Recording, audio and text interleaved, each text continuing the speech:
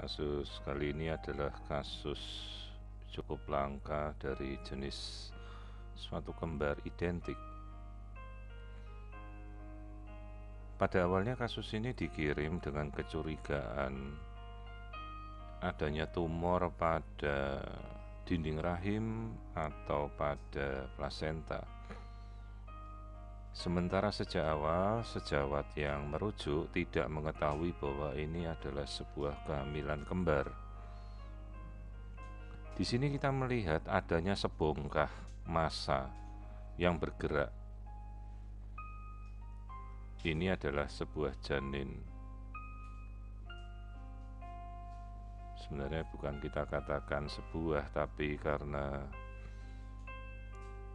ini adalah contoh kasus twin reverse arterial perfusion syndrome, di mana sejak awal janin ini mengalami kerusakan sirkuler sehingga menjadi monster twins. Janin ini tidak mempunyai jantung dan tidak mempunyai kepala, yang kita katakan sebagai acardiac twins. Namun janin ini tetap hidup dengan aliran darah yang memompa masuk ke dalam jaringan vaskularisasi dari bongkahan massa jaringan janin.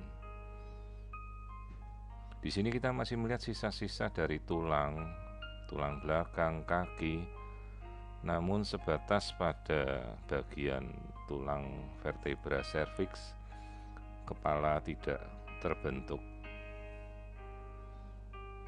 Jadi ini suatu kasus acardiac twins, di mana jaringan vaskularisasi ini masih menginervasi bongkahan daging janin ini tanpa adanya jantung, namun dia tetap hidup. Ini adalah variasi terberat dari twin to twin transfusion syndrome pada kasus monokorionik, di mana kelanjutannya berkembang menjadi twin reverse arterial perfusion. Artinya si janin ini mengalami donor dari saudaranya, janin yang normal, sampai tubuhnya menjadi bengkak dan berubah menjadi monster twins.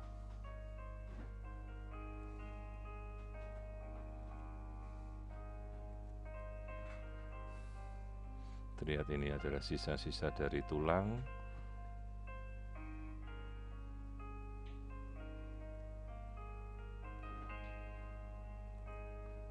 Satu bongkah gumpalan yang sebenarnya adalah janin kembar yang kita namakan ini ada sebuah acardiac twins.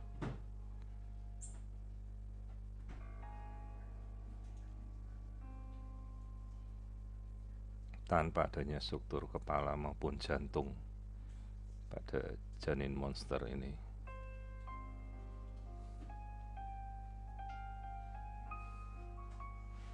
Sementara janin yang satunya dalam kondisi normal. Kembali kita amati sebongkah jaringan sisa dari kaki bergerak, meskipun tanpa koordinasi dari saraf pusat. Artinya ini murni dari susunan saraf hanya pada vertebra.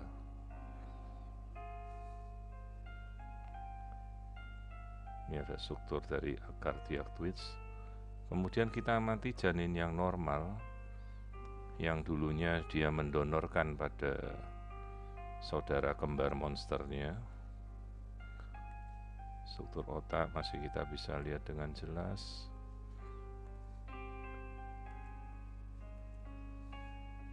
Ini adalah janin yang sehat, tulang belakang yang normal. Kembali janin yang acardiac,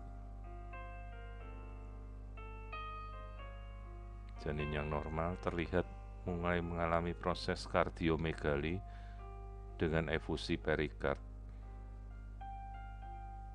wajar terjadi karena dia masih mendonorkan hingga sekarang vaskularisasi ke saudaranya yang telah berubah menjadi monster twins.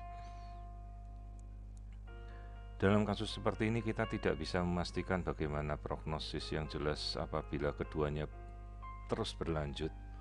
Sementara monster twin tetap bertahan, maka kasihan janin yang normal ini karena dia akan mengalami hidrops atau pembengkakan apabila terus-menerus dia memompa jaringan darah ke saudaranya yang sudah menjadi monster. Namun kita tidak bisa memilih mana yang akan berakhir duluan. Prognosisnya sendiri akan membaik apabila monster twins benar-benar tidak berkembang lagi. Namun kita tidak bisa memastikan kapan kondisi itu akan terjadi.